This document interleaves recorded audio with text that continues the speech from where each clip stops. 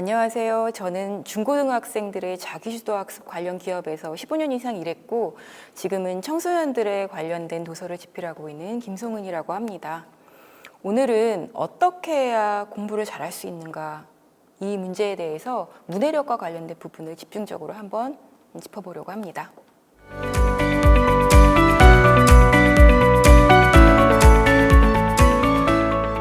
강의에 앞서서 제가 강조드리고 싶은 한 가지 말씀은, 현장에서 중학교, 고등학교 학생들을 만나보면 느끼는 감정이 굉장히 안쓰럽습니다. 발자취상 이 아이들은 지금 무거운 과업을 달성을 해야 되는 한편, 인생에서 가장 집약적으로 공부라는 어려운 과업 두 가지를 함께 수행을 해야 되는 그런 시기를 겪고 있는데요. 양쪽 어깨에 성장의 과업과 공부라는 과업을 짊어지고 힘겹게 한 발짝 한 발짝 걸어가고 있는 것이 우리 대한민국 중고등학교 학생이라고 생각이 들고요.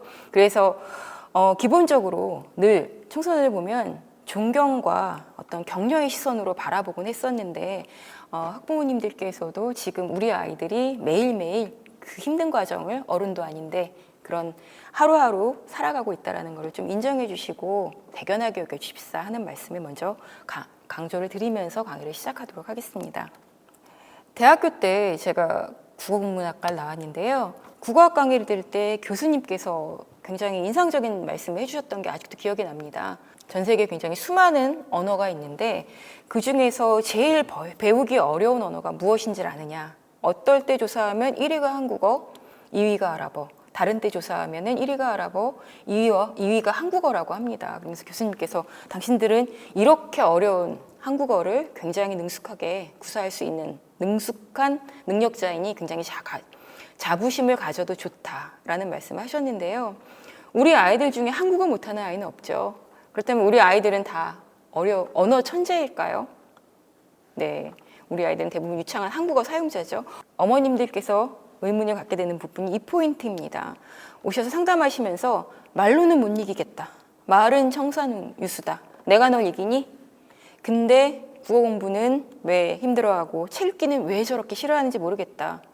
자, 이유는 입말과 글말이 달라서입니다. 입말은 유전자에 새겨진 본능의 영역이고요. 글말이라는 것은 훈련으로 발전하는 기능의 영역이기 때문입니다. 입말은 별도의, 아이가 태어났을 때 학원을 보내거나 교습소를 보내지 않아도 저절로 한국어에 다 능숙해지죠. 본능에 새겨진 영역이기 때문인데, 글말이라는 것은 교육을 통해 점점 고급화되고 심화되는 어떤 기능의 영역입니다. 학교 교육이라는 거는 곰곰 생각해 보면 수준 높고 고급한 어떤 글말에 익숙해지는 과정이라고 볼 수 있습니다. 생각해 보시면 우리 아이들이 처음에는 기역, 니은, 디귿도 시작해서 가나다, 받아쓰기, 짧은 글짓기, 장문, 학년이 높아가면 문학, 비문학, 독해, 수능에 가서는 논술이나 기타 등등까지 학교 공부는 이처럼 점점 수준 높은 글말에 친숙해지는 과정이라고 볼 수 있겠습니다. 현장에서 학부모님과 상담을 하다 보면 자녀를 키우며 학습적으로 크게 두 번 충격을 느끼십니다. 초등학교 입학 전까지는 저도 그랬고요. 굉장히 큰 착각에 제가 빠져 있었는데요. 제가 천재를 낳은 것이 아닐까. 이 작은 아이가 어떻게 이렇게 기특하고 유능한 일을 매일매일 변화하면서 일구어낼 수 있을까? 하루하루가 기적이었습니다. 그래서 저도 그런 생각으로 막 기대를 너무 많이 갖고 있었거든요. 그러다가 초등학교 때까지는 또 대부분의 절반 이상의 학부모님께서 우리 아이는 이 정도면 스카이를 너끈히 보낼 수 있다. 시험만 보면 90점 있는 맞는 과목이 이렇게 많은데, 그래서 실질적으로 학생들이 초등학교 때까지는 공부를 따라가는 것에 대해서 그렇게 심각하게 어려워하지는 않습니다. 그러나 성적 여부를 떠나서 중학교에 들어와서 한번, 고등학교 올라가면서 1학년 때 한번 큰 충격파가 덮치죠. 학생들의 입장에서는 교과서를 딱 펴는 순간 깜짝 놀랍니다. 글씨도 작아졌고 이렇게 어려운 거를 내가 배울 수 있을까? 라는 충격을 한번 받고요.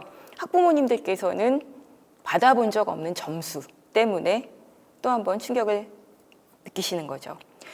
대부분 교과서가 아이들이 이렇게 변명하듯이 엄마 얼마나 어려운데 그래. 하지만 어머님께서는 초등학교 때까지는 잘했는데 왜 그러지? 라는 충격을 드신다는 거죠. 왜 이렇게 어려워졌을까요? 각 학년별로 그 학년에서 수행해야 되는 어떤 교과 과정이 정해져 있기도 한데 일단 굉장히 어려워지는 것도 사실입니다. 그러나 학생들이 그 학년의 변화에 맞추어서 뇌발달도 함께 이루어지기 때문에 대다수의 아이들이 별다른 어려움 없이 그 수행을 따라가게 되는데요.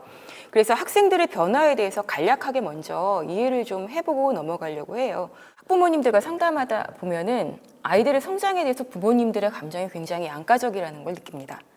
육체적인 변화에 대해서는 굉장히 대견하게 여기세요. 아이들이 그 청소년기 자녀를 두신 부모님들께서는 느끼실 텐데 매년 옷과 신발을 새로 바꿔야 되고 많이 자란 아이들은 계절을 이어서 똑같은 옷을 입을 수 없을 때도 많습니다. 어머님들이 성장통에 앓는 우리 아들을 보면서 우리 딸을 보면서 굉장히 대견하게 여기시는데 변화는 보이지 않는 곳에도 일어난다는 겁니다. 육체가 성장하는 그 속도만큼 아이들의 내면이나 마음이나 정신도 많이 변화하게 되는데 아이들의 입장에서는 굉장히 혼란스럽겠죠.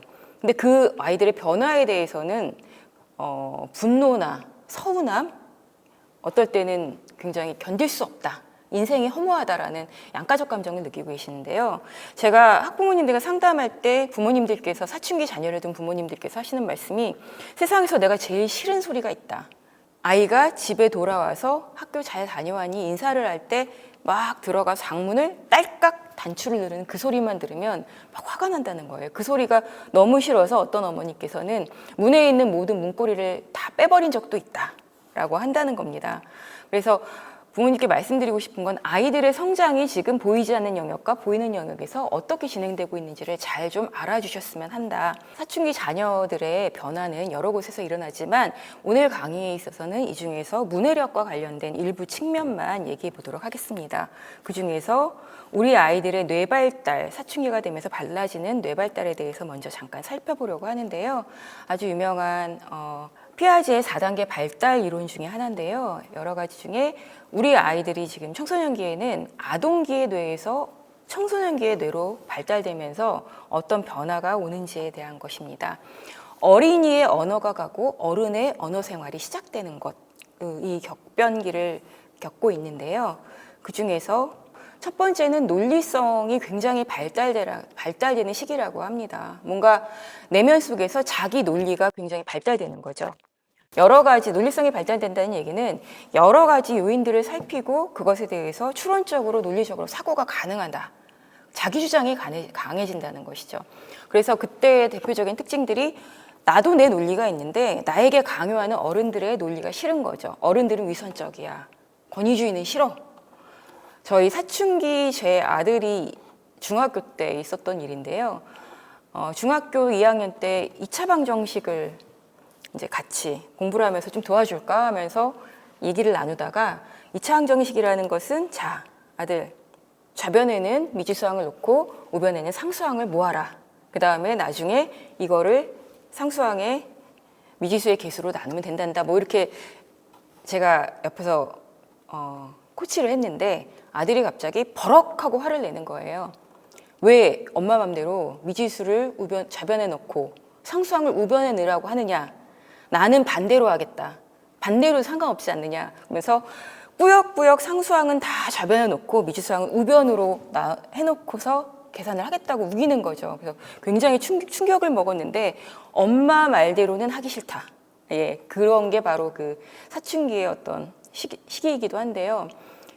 제가 그럼 너 앞으로 계속 이렇게 해야 돼. 고등학교 때까지 약속하고 이렇게 해라 막 이러면서 싸웠던 기억이 나는데 자기 논리가 굉장히 발달한다는 겁니다. 또 하나는 조합적 사고라는 건데요. 이 조합적 사고라는 건 살아가기 위해서 굉장히 중요한 역량인데 한 가지 요인에 대해서 여러 가지 복합적인 요인의 해석을 가능하다는 것이죠. 이거는 생존을 위해서 필수적인 능력인데 어린이들에게는 없던 능력입니다. 어린이들은 굉장히 단편적이기 때문에 문제가 발생을 하면은 그거에 대한 복합적인 요인을 사고하지 않습니다. 그래서 여러 가지 문제가 발생하면 끝 모르쇠로 일관하는 거죠. 그때 어린이들이 할 수 있는 방법은 엄마 하고 외치면 됩니다. 그러면 끝이죠. 네, 그래도 되는 시기이기도 하고요. 청소년기의 다음 특징으로는 복합적 사고가 가능하다라는 겁니다. 굉장히 교과목이 어려워지는데 학생들이 이때 와서 저희에게 하는 말 중에 하나가 굉장히 대견한 말을 할 때가 있어요. 선생님, 머리가 갑자기 너무 잘 돌아가요. 왜 이렇게 팽팽 돌아가죠? 그러니까 초등학교 때 느끼지 못했던 자기의 인지 능력이 부쩍 향상되는 거에 대해서 학생 스스로가 느낀다는 거죠. 그렇기 때문에 교과목이 어려워지고 여러 가지 힘든 과목들을 동시다발적으로 수행할 수 있다라는 겁니다. 청소년기 그 몇 년 기간 동안 이 복합적 사고 능력의 향상이 급속도로 이루어진다라고 합니다. 그 교과목의 난이도도 그에 맞게 복잡하고 어려워지는데 몇 년 지나다가 이게 멈춰진다고 하는데, 이때 중요한 자극이 있으면 있을수록 더 유리하겠죠. 다음 특징으로 문해력과 관련돼서 가장 중요한 특징인데요. 추상적 사고가 비약적으로 발전한다라는 겁니다. 추상적 사고라는 것은 개념을 이해할 수 있다라는 거죠. 눈에 보이지 않고 구체적 사물이 없어도 개념적으로 머릿속에서 상상하면서 어떤 것들을 납득할 수 있는 능력이 개발된다라는 건데요. 자기 자신에 대한 개념도 굉장히 추상화됩니다. 초등학교 때는 너는 어떤 사람이야? 그러면 전 맞이해요. 어떤 아파트에 살아요. 3학년 4반이에요. 이런 얘기로 자기를 설명한다고 한다면, 청소년기에 너는 어떤 사람이야? 라고 묻는다면 저는 유머러스하죠. 낙천적이에요. 아니면 미래에 대해서 이런 꿈을 갖고 있어요. 라는 식으로 자기 개념도 변화할 정도로 추상성이 급격하게 발달된다. 라는 거고요. 이 시기에 아이들은 의미나 의의에 대해서 향유할 수 있습니다. 청소년들이 사랑하는 작품이 데미안이 될 수 있는 이유도 그런 능력의 개발과 관련되어 있는데요.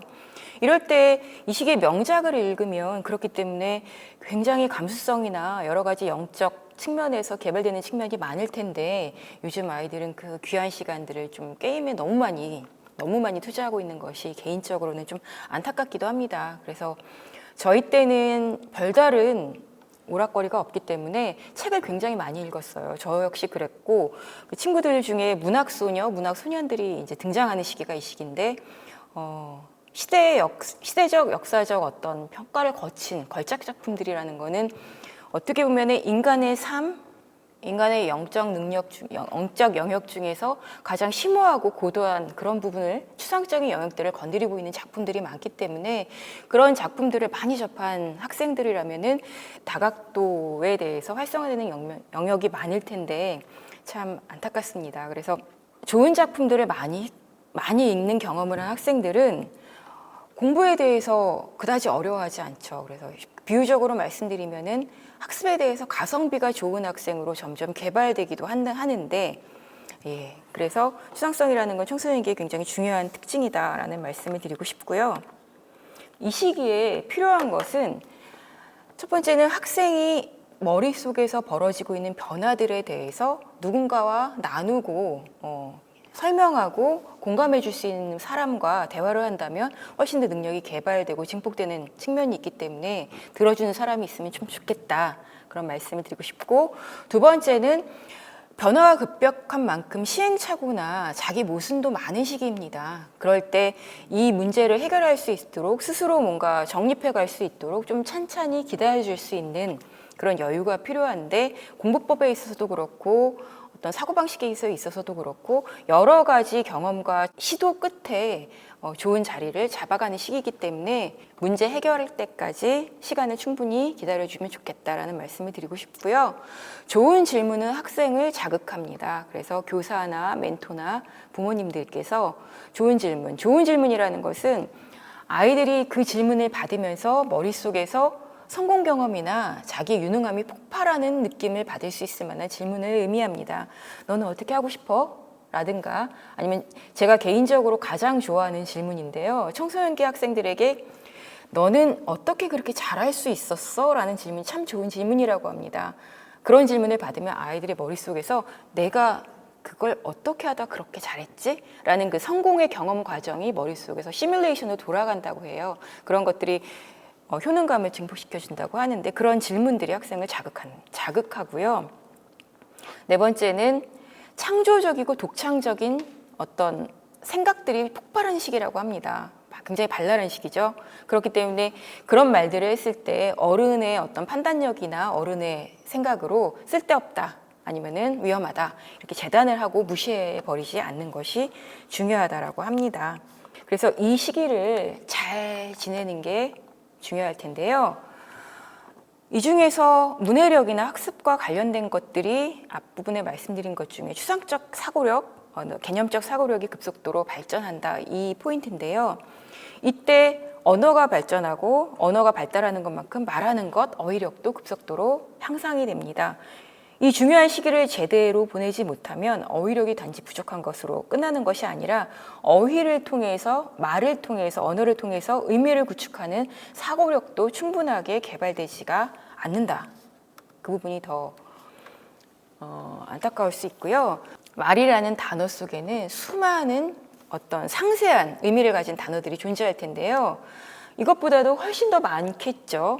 단어를 많이 안다는 거는 그냥 단어 개수를 많이 안다는 것이 아니라 곰곰이 생각해 보시면 각 단어의 세밀한 의미의 차이, 결의 차이, 뉘앙스의 차이, 느낌의 차이를 인식할 수 있을 만큼 학생들의 사고와 감수성도 함께 개발이 되어 간다는 뜻입니다. 그래서 어휘력이 좋다라는 거는 그만큼 어떤 복합적 사고가 가능하고 섬세한 사람으로 성장한다라는 뜻도 의미하고 있다라고 말씀을 드릴 수 있고요.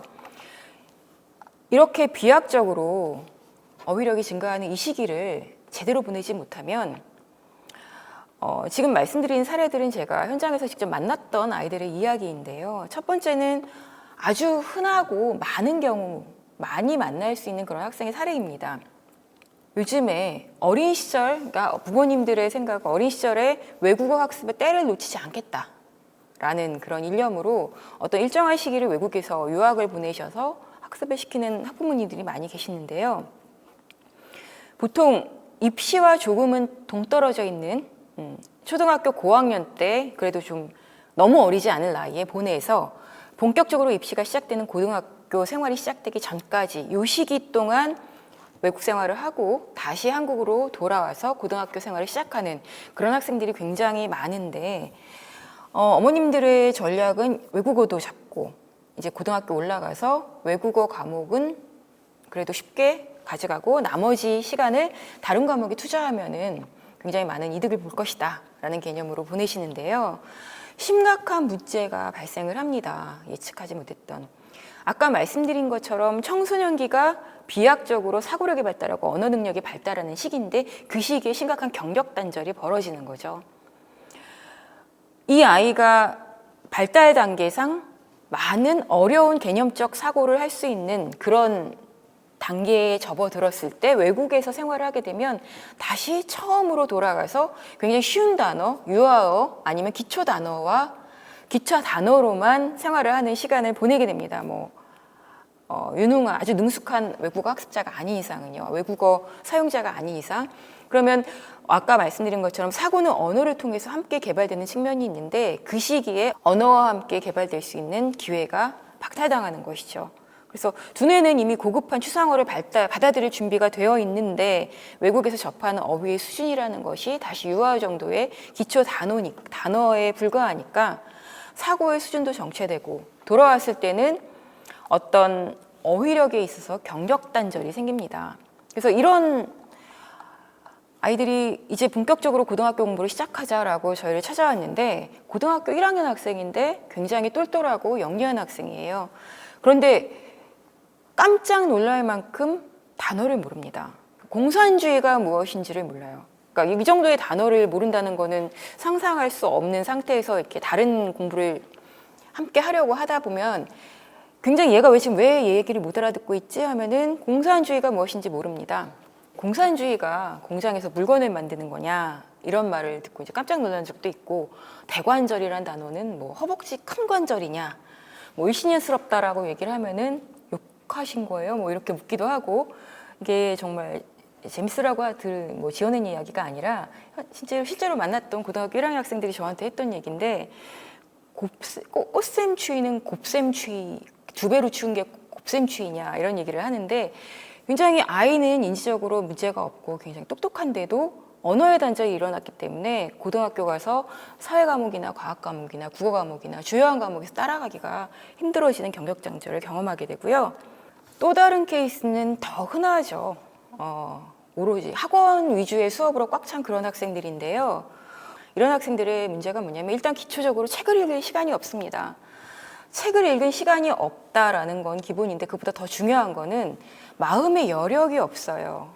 여력이라는 게 저는 상담 공부를 하면서 되게 마음에 와닿는 단어였는데요. 여력이라는 거는 남는 힘입니다. 마음속에 남는 힘이 있어야 고요한 내면 속에 창의력, 생각이 깃드는데 여력이 없어요. 항상 바쁘고 불안하고 조바심이 나 있고 조용히 앉아서 무언가 생각을 한다거나 그런 경험을 할 수 없는 거죠. 읽기라는 거는 일종의 두뇌가 개발될 수 있는 스포츠 영역이라고 본다면 모든 스포츠가 그렇듯이 훈련이 부실하기 때문에 역량이 개발되지 않는 거죠. 공부라는 것이 굉장히 흔한 단어긴 한데 곰곰 뜯어보면은 굉장히 내밀한 과정입니다. 아무도 없는 곳에서 나와 나의 마음과 나의 생각과 마주하면서 내 내면 속에서 문자와 내 생각이 만나 스파크가 일어나면서 감동의 물결이 오기도 하고 새로운 인식이 확장되는 것이 공부의 과정인데 그럴 만한 여력이 부족하다라는 거죠. 세 번째는 한자가 싫다. 저희 아이들도 많이 그랬는데 이 휴대폰 중독과 관련된 부분은 한자라는 것이 굉장히 이 아이들에게는 어려운 영역이에요. 필요하지도 않고 공부할 필요성도 못 느끼고 하기도 싫고. 그래서 한자어를 근데 한국어의 어휘들의 절반 이상이 한자어로 되어 있는 것이 현실일 때 한자에 대한 감각이 없을 경우는 더 심오한 영역으로 개발되기가 어렵습니다. 그래서 한자어가 필요하냐, 한자어 교육이 필요하냐 아니냐 이런 정책의 측면보다는 한자어에 기반한 단어를 익히기 위해서 기본적인 상식이나 감각이 없으면 난관에 봉착한다. 반대로 한자에 대한 감각이 있는 학생들은 새로운 어휘를 익히는데 별로 어려움을 겪지는 않습니다. 영단어를 공부할 때 우리가 어원에 대한 기초 감각이 있으면 새로운 것들을 금세 받아들일 수 있는 거랑 비슷한데 이런 부분도 굉장히 큰 문제 중에 하나였고요. 자, 읽기의 과정을 좀 더 해체해서 생각을 해보겠습니다. 우리가 읽기라는 것들을 곰곰이 생각을 해보면 먼저 글자를 보죠. 글자를 보면 머릿속에서 소리가 들리겠죠. 그리고 소리가 들리면서 의미가 해석이 되고요. 그 의미가 내 마음속에 감정과 어떤 사고를 증폭시킵니다. 그리고 그 사고와 감정들이 아니면 이해된 것들이, 내용들이 내 갖고 있는 기존의 지식 체계에 저장이 되는데 이 중에서 의미를 해석하고 내 지식 속으로 받아들이는 그 과정이 진짜 공부의 과정이죠. 이 단계가 넘어갈 때마다 학생들의 시냅스가 연결이 되면서 뭔가 생각할 수 있는 힘이 증폭이 되는 과정인데 비유적으로 말하면은 어떤 지식이 나에게 들어오는 도로가 하나씩 닦여지는 과정이라고 볼 수 있을 것 같아요. 그래서 이런 글 읽기를 많이 하고 읽고 생각하는 이해하는 훈련을 많이 할수록 새로운 지식이 나에게 오는 다양한 글 읽기에 익숙해지는 그런 학생으로 개발이 될 수 있다라는 말씀을 드리고 싶고요. 그렇다면 현재 우리 아이들의 문해력은 어느 정도 수준일까요? 부모님들께서 우리 아이들의 현재 상황을 생각해 보면서 점검을 해보시면 좋겠습니다. 다음표에서 체크한 개수가 2개 이하면 오랜 독서를 통해서 책 읽기에 능한 아이, 그리고 7개 이상 체크가 된다면 독서 능력을 위해 좀 더 노력을 해야 한다라고 말씀드리고 싶고요. 학생들이 책 좀 읽어라 라고 얘기하면은 항상 제일 먼저 하는 반론이 이제 뭐 책 안 읽어도 유튜브 보면 되는데요? 영상이 더 편한데요? 이런 말들을 많이 합니다. 하지만 그럼에도 불구하고 여전히 교과서는 책으로 되어 있고 자습서도 글자로 이루어져 있습니다. 영상으로 해결할 수 없는 심오한 글의 세계는 영원히 존재할 어떤 고유한 영역이 있을 거라고 저는 믿고 있는데 정보에 접근할 수 있는 미디어가 굉장히 다양해지는 환경이기는 하지만 학생들이 학년이 올라가도 가장 장시간 접하게 되는 매체는 역시 문자 매체, 교과서부터 시작해서 참고서, 자습서, 보조교재, 필독서 등이다. 그렇다면 도대체 어떻게 시작해야 할까? 그 얘기를 하기에 앞서 마태효과라고 혹시 들어본 적이 있으신가요? 마태효과라는 거는 신약성서 마태복음에 나오는 구절이죠. 이 구절을 사회학자인 로버트 마튼이 경제적 상황에서 빈익비 부익비 현상으로 비유되어서 설명을 했는데 승자 독식이라고도 하죠. 근데 독서 능력에 있어서도 이 빈익빈 부익비 현상이 굉장히 명확합니다. 문해력의 마태효과라는 것은 뭐 마태 효과란 이름을 붙여서 그렇지 굉장히 명확하게 평소에 느끼실 수 있을 것 같아요. 평소에 독서를 많이 한 학생은 어휘력이나 아니면은 문해력, 상식 아는 것도 많죠. 책 읽기가 굉장히 쉬워지고 재밌어집니다. 재밌기 때문에 잘할 수 있는 영역이기 때문에 많은 독서를 하게 되죠. 많은 독서를 하다 보면 다시 어휘력이나 문해력, 상식이 증가하고 책 읽기가 좋아지고 다시 독서를 많이 하게 되고, 문제는 반대인데요. 반대, 이게 더 많은 학생들이 직면하고 있는 문제인데, 책을 읽기 싫어하기 때문에 어휘력, 문해력, 상식 다 부족하고 그러다 보면 책 읽기가 어렵겠죠. 어려우니까 더 싫어지고 더 싫어지면 더 안 읽게 되고, 뻔한 얘기 같지만 문해력이 현저하게 낮은 학생들이 공부를 하기 어려워하는 것들은 이러한 악순환을 거듭하고 있기 때문입니다. 문제는 악순환의 고리를 끊는 것인데요. 자, 여기서 다시 좀 더 현실적인 문제를 해보려고 합니다. 문해력, 어휘력, 굉장히 포괄적인 개념인데요. 현실적으로 우리들은 어떤 어휘력이나 글 읽기 능력으로 치환해서 생각을 해봤는데, 문해력이라는 것은 다시 생각해보면 글을 읽고 이해하는 능력이라고 볼 수 있습니다. 글이죠. 어휘력과 문장 독해 능력이랑은 조금 더 다르죠. 학생들은 그러면 어떤 글을 만날까요? 이게 독서의 과정에 대해서 좀 개괄적으로 그려본 표인데요. 글이라는 건 본질적으로 글을 쓴 사람이 독자에게 전하고 싶은 요지가 있습니다. 근데 글의 종류에 따라 전달하고 싶은 메시지나 요지가 조금씩 다르죠. 먼저 생각을 전달하는 것이 목적인 글은, 글을 이해하기 위해서는 학생들은 사고력이 필요합니다. 글쓴이의 생각을 전달하는 방향에 따라 따라가면서 이해할 수 있는 사고력이 필요하고요. 이 사람이 지금 주장하는 것이 맞나? 논리적인가? 기타 등등. 두 번째는 지식을 전달하는 것이 목적인 글도 있죠. 지식은 대부분 설명문이라고 표현할 수 있는데, 학생들이 만나게 되는 대부분의 교과서는 설명문이라고 볼 수 있습니다. 그러려면은 배경 지식이나 기타 등등 이해해야 할 수 있는, 내가 낯선 개념이나 생소한 지식을 듣고 이해할 수 있는 이해력이 필요하고요. 정서를 전달하는 것이 목적인 글도 있습니다. 글 쓴 사람이 이 미묘한 감정 상태에 대해서 공감해 주기를 바라며 쓴 글들도 있을 텐데, 그럴 때는 독자에게 필요한 역량은 감수성이겠죠. 또 한편으로는 서사, 기승전결, 이야기가 전개되고 주인공이 그 길을 따라가는 어떤 서사가 중심이 되는 장르의 글을 읽을 때에는 나는 그 경험을 하지 않지만 글을 이야기를 따라가면서 상상을 하면서 그 작품 속의 주인공의 상태에 대해서 따라가 볼 수 있는 상상력이 필요할 것 같고요. 한편 어떤 글은 인생의 반짝이는 통찰, 이것이 인생이야, 아니면 이런 것들이 의미가 있어 라는 통찰을 전달하고 싶은 글도 있습니다. 그럴 때는 인생의 어떤 측면에 대해서 이해할 수 있는 통찰력이 필요한데, 이 중에서도 학생들이 주로 가장 많이 만나게 되는 것은 지식을 전달하는 설명문이라고 볼 수 있습니다.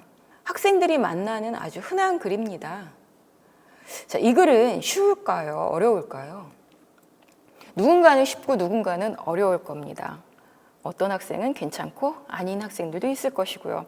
그렇다면 이 글이 어려운 이유는 무엇일까요? 바로 이런 단어들을 몰라서 어려울 것입니다. 이런 단어를 안다면 그동안 독서 경험을 많이 했던 어휘력이 있건 아니건 문해력이 좋건 아니건 이해하는 거는 어렵지 않습니다. 동그라미 친 단어의 의미를 정확하게 이해하지 못한다면 읽을 수 있는 건 조사밖에 없습니다. 이 동그라미 친 부분이 중요하겠죠? 자, 어휘력, 문해력 중에서 저는 강조드리고 싶은 것이 교과서 문해력에 대해서 좀 말씀을 드리고 싶어요. 교과서 문해력이라는 것은 교과서를 이해할 수 없는 문제입니다. 지금 글 읽기가 굉장히 많이 부족한 학생을 처음부터 다시 시간을 돌이켜서 글을 잘 읽을 수 있는 학생으로 되돌릴 수 있는 방법은 없는데, 교과서 문해력이라는 것은 앞서 보여드린 것 같은 그런 단어들을 몰라서 발생하는 문제들입니다. 이런 단어들은 학문어휘라고 할 수 있는데요. 학문어휘란 뭐냐면 일상적인 생활에서 접할 수 있는 여러 가지 어휘와 달리 수업 시간에서 배우는 희귀한 어휘들입니다. 이런 단어들을 일상에서 말하면서 대화 속에 쓸 일은 없죠. 근데 모든 공부의 과정은 단원마다 학기마다 새로운 학문 어휘를 익히는 과정이라고 할 수 있습니다. 교과서는 학문 어휘를 설명하고 응용하는 글이라고 할 수 있고요. 그래서 각 단원의 핵심 어휘인 학문 어휘를 알지 못하면 결국 독서 능력이 부족한가? 아니면 통칭해서 그냥 어휘력이 부족한가? 그걸로도 설명할 수 없는 굉장히 난관에 봉착하게 되는데요. 예를 들어 보겠습니다. 기사의 일부분입니다. 학부모님들은 위의 글을 이해하실 수 있으실까요? 글 읽기에 숙달된 학부모님들이라도 힙합에 관심이 없다면 읽히기가 아마 쉽지 않을 것 같습니다. 저 역시 이 무슨 말인지 곰곰이 생각하면 알 것도 같지만 아리송하죠. 반대로 공부에 그다지 막 성적이 상위권이 아닌 학생이라도 힙합에 심취한 학생이라면 위의 글을 이해하는 데는 아무 문제가 없을 거예요. 고등학교 저희 아들에게 너 이 기사가 무슨 뜻인지 알겠니? 물어봤더니 당연히 알지 하면서 술술 설명을 해주는 것뿐만 아니라 그 이야기 내면의 뒷이야기부터 그 단어가 갖고 있는 그 느낌이 뭔지를 시연까지 보여주면서 추가적으로 확장한 스토리까지도 저한테 설명을 해주더라고요. 저는 당연히 아들보다 책을 많이 읽었지만 이 글을 아무리 읽어도 제대로 이해하기는 어려웠습니다. 결국 말씀드리고 싶은 것은 학생들이 공부할 때 문해력이 부족해서 힘들다라는 부분들은 이러한 어떤 학문어휘와 관련된 부분이 많다. 교과서도 마찬가지인데 개념어휘를 얼마나 잘 이해하고 있는가가 문해력의 중요한 관건이 됩니다. 예를 들면 이런 것들입니다.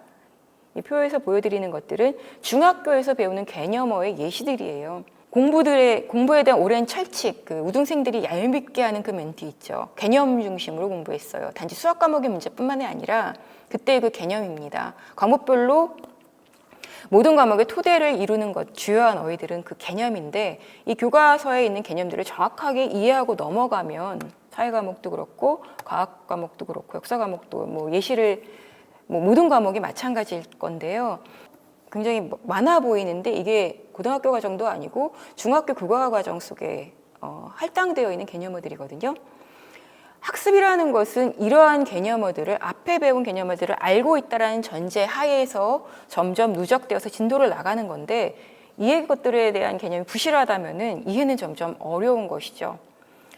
그래서 방학처럼 시간적 여유가 있을 때에는 이런 것들에 대해서 설명된 도서들은 굉장히 잘 나와 있기 때문에 한번 찬찬히 챕터별로 나누어서 계획을 짜서 공부를 해보는 것도 좋은 방법이 될 수 있습니다. 처음부터 독서 능력을 시작부터 다시 시작해서 아이들의 어휘력을 늘려준다거나 이런 것들이 굉장히 막막하기 때문에 좋은 방법으로 제안을 드리고 싶고요. 그러나 학생들은 시간적 여유가 있을 때 대부분은 선행에 더 몰두를 하죠. 제일 안타까웠던 것은 후행학습을 해야 되거나 다지기 학습이 필요하거나 아니면 부실한 개념들이 골다공처럼 이렇게 숭숭 뚫린 게 보이는데 대부분 굉장히 가파르게 조급하게 선행에 많은 시간들을 쓰고 있는 그런 학생들이 많아서 좀 안타까웠었고요.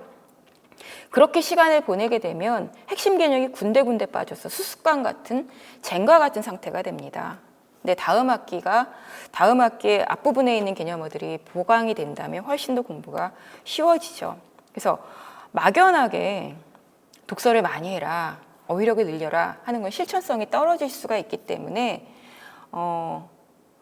교과서가 너무 어렵다라고 한다면 책을만 읽어라가 답이 당장 될 수가 없는 거죠. 그래서 기초적인 핵심 단어의 의미를 다시 공부해보는 것이 필요하다. 가령 예를 들면 저학년 때 배우는 우리가 많이 들어본 국외음화, 자음동화 이런 단어들이 있죠. 개념어들이 있죠.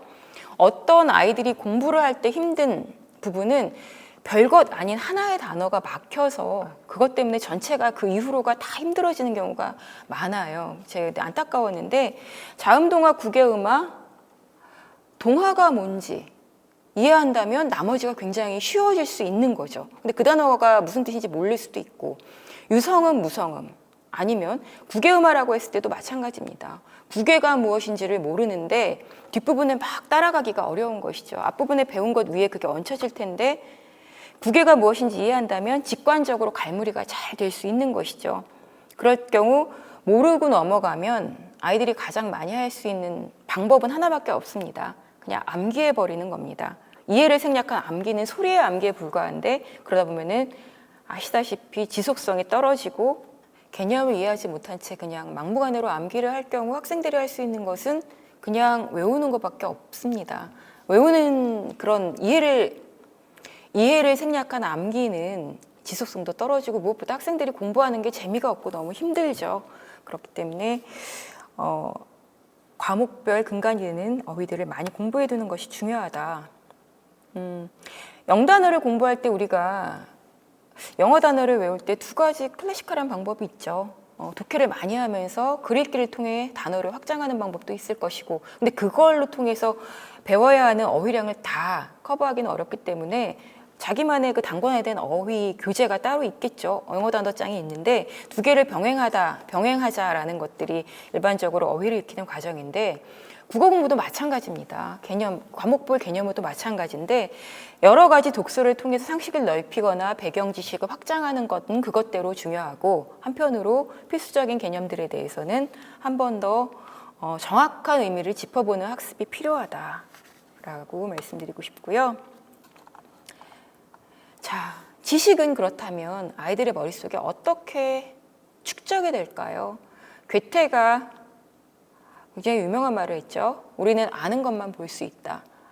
근데 저 이 말이 되게 무서웠는데, 다시 말하면 알지 못하는 것은 앞에서 아무리 떠들어도 보이지도 않고 들리지도 않는다는 뜻입니다. 학생들이 학교에 선생님께서 수업을 나가도 어떤 아이들은 그 수업 50분 수업 동안 머릿속에 갈무리 되는 것이 거의 없는 학생도 있어요. 지금 이 괴테의 어떤 말과 연동되는 부분인데, 인간이 무언가 지식을 인식하는 방법이 개념을 갖고 있는 것만 포착이 되는 거죠. 언어로서 사고하기 때문에. 근데 학년이 올라갈수록 내가 갖고 있는 지식의 어떤 총량이 부족하게 되면 확장이 불가능하고, 그것이 새로운 지식을 배우는 것 그 자체가 불가능하다라는 거고요. 청소년기는 이제 지식의 묘목을 심는 시기다라는, 저는 그런 생각을 많이 했는데요. 사람들의 머릿속에는 자기만의 지식의 숲이 존재하는 것 같아요. 내가 알고 있는 지식 위에 잎 하나나 가지 하나가 좀 더 확장되면서 풍성한 지식의 숲이 형성이 되는데, 청소년기에는 각자 다양한 영역 속에서 여러 가지 분야에서 묘목을 심는 시기인데, 이때 교과서, 그러니까 보통 청소년기 학생들이 많이 하는 얘기가, 왜 이렇게 쓸데없는 과목을 많이 배워요? 한 중요한 과목, 세네 과목만 배우지. 국영수만 강조하는데 왜 이런 것까지 내가 배워야 돼요? 기술과정은 왜 배워요? 도덕은 없었으면 좋겠어요. 뭐 이런 얘기들을 많이 합니다. 근데 안타까운 것이, 존재론적으로 인간이 태어나서 이 세상에 있는 수많은 종류의 지식들을 이때만큼 복합적으로 다채롭게 접할 수 있는 시기는 없는 것 같아요. 그때 지식의 묘목을 심고 그 중에서 자라면서 내가 관심 있는 영역이나 더 좋아하는 영역에 물을 주고 지식의 나무를 키워가는 과정인데, 이런 과정이 왜 필요하냐면, 단지 학교 공부에서 끝나는 것이 아니라 가까이 있는 입시, 더 나아가서는 자신의 미래의 진로와 적성, 직업 혹은 내 어떤 본업, 그런 것들을 선택하는 데 중요한 문제이기 때문입니다. 그래서 아이들이 여러 가지 관심사가 다양할수록 저변을 확대할 수 있는 지식의 나무도 큰데, 어떤 것을 그러면은 아름드리 나무 거목으로 키울 것인가? 그것은 최종적으로 자신의 어떤 전공 과목이 되겠죠. 꿈과 끼, 적성, 소실에 관련된, 학생들이 교과서를 통해 묘목을 심었다면 그 중에서 관심 있는 영역에 대해서는 물을 주고 지식의 나무를 키워야 하는데,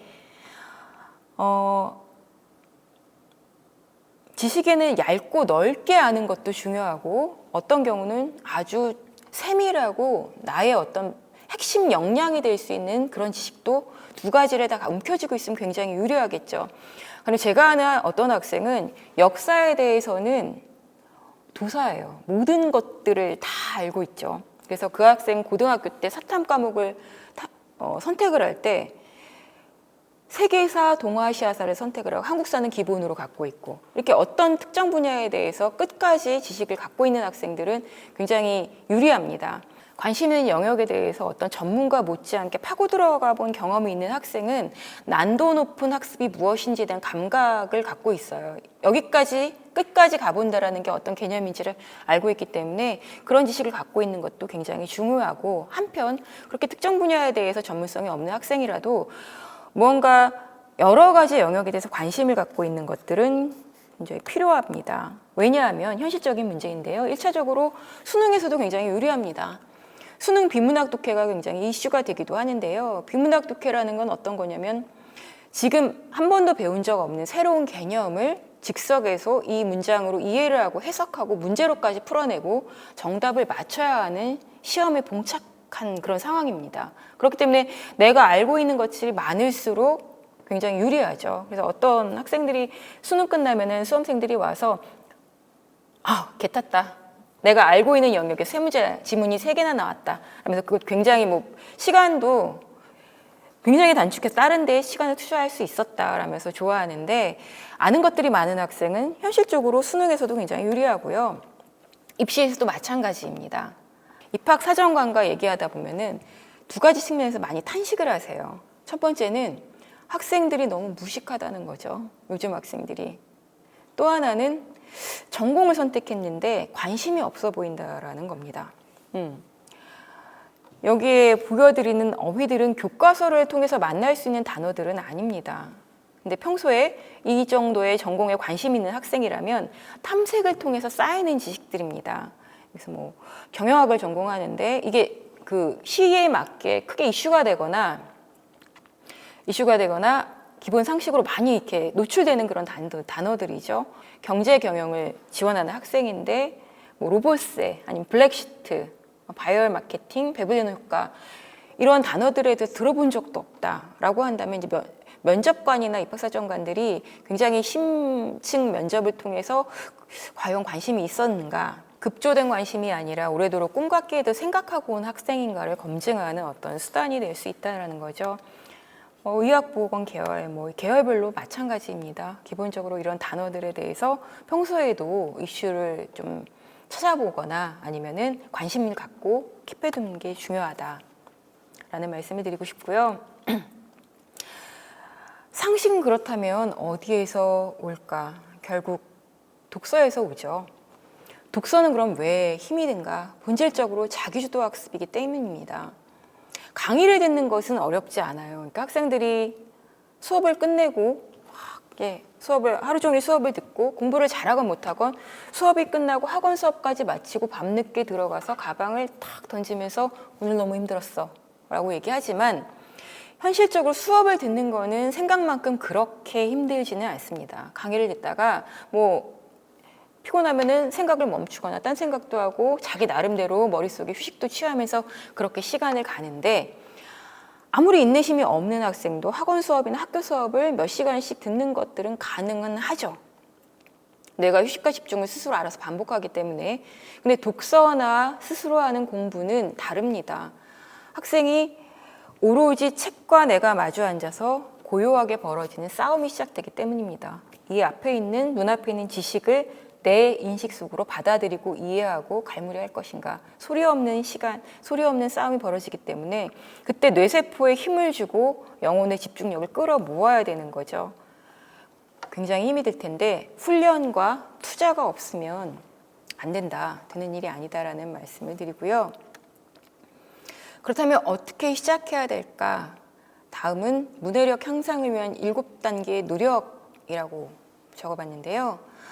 첫 번째는 읽고 싶은 책은 좀 쉽게 구할 수 있는 책을 읽어야 한다라고 여러 번 강조해 드렸는데, 책이 손에 닿는 곳에 세팅할 수 있는 방법을 좀 가정별로, 학생별로 구축을 하셔야 합니다. 요즘에는 온라인 서적도 웹북도 많고 중요한 책들이 좀 세팅이 되어 있어야 되고요. 규칙적으로 글을 읽는 루틴을 마련하셔라. 그리고 글을 읽을 때 이거는 선호도에 따라 의견이 다를 수 있는데, 저는 주제문을 발견을 하면은 그럴 수 있는 책이라면 희귀한 도서가 아니라 밑줄을 좀 긋는 연습을 많이 시켜요. 그러니까 주제문을 찾겠다라는 생각을 하고 글을 읽을 때랑 그냥 눈으로 대충 읽을 때랑은 집중력의 차이가 많이 벌어지기 때문에 이 단락에서 핵심 생각이 무엇인지를 발견하면 체크를 좀 하는 습관으로 읽어보아라 라는 얘기를 많이 했고요. 모르는 단어가 생길 때 반드시 내 단어장에 킵을 해라, 기록을 해라. 그리고 문학 작품을 읽을 때는 다른 사람의 생각이 어떤지 공감하고 추적하고 이렇게 감정이입을 할 수 있는 훈련도 굉장히 필요하다. 현실적으로 그게 굉장히 어려워서 문학 파트를 어려워하는 학생도 굉장히 많습니다. 그다음에 6번째는 주기적으로 좀 어려운 글을 읽는 것에 도전하는 것도 필요하다고 생각이 듭니다. 많이 읽지 않아도 되고요. 그냥 오늘 한 페이지를 굉장히 숙달해서 익히겠다라는 작전으로 어떤 난도 높은 책을 선정을 하고 계속적으로 읽어 나갔을 때 얻는 성취감이나 인식의 확대라는 것도 굉장히 크기 때문에 그런 것도 도전할 만하고요. 해야 할 일이 있을 때 이게 마지막에 가장 아이들이 겪는 모든 것들 노력을 무화시키는 그런 습관인데 해야 할 일들이 이것저것 있을 때 독서를 미루는 거죠. 해야 할 일들이 없는 학생은 아무도 없습니다. 하루는 매일 번잡스럽고 과제나 수행평가로 늘 바쁘죠. 근데 독서는 항상 뒷전으로 밀리는데 한 페이지여도 좋고 세 페이지 좋으니까 내 일상 속에 독서라는 것들이 습관이 될 수 있도록 미루지 않고 일단 한 페이지라도 읽고 오늘 공부 시작할 수 있도록 계획에 넣는 것이 중요합니다. 실천이 없으면 발전은 불가능합니다. 조금씩이라도 노력을 할 수 있기 위해서 이 중에서 몇 가지만 선택해서라도 실천으로 옮긴다면 좋을 것 같습니다. 저는 현장에서 수천 명의 학생들을 만나면서 이 시기가 너무나 귀한 시기이기 때문에 말 한마디도 굉장히 조심스럽고 이게 별 의미 없이 던진 말인데 나중에 이 아이의 인생에 커다란 희망의 씨앗을 심어주기도 하고 큰 상처가 되기도 하기 때문에 부모님들께서도 그런 면을 좀 염두해 주셨으면 좋겠다 라는 말씀을 드리고 싶습니다. 오늘도 힘껏 노력하고 애쓰고 있는 우리 청소년들에게 힘찬 응원을 보내면서 오늘의 강의를 마치겠습니다. 감사합니다.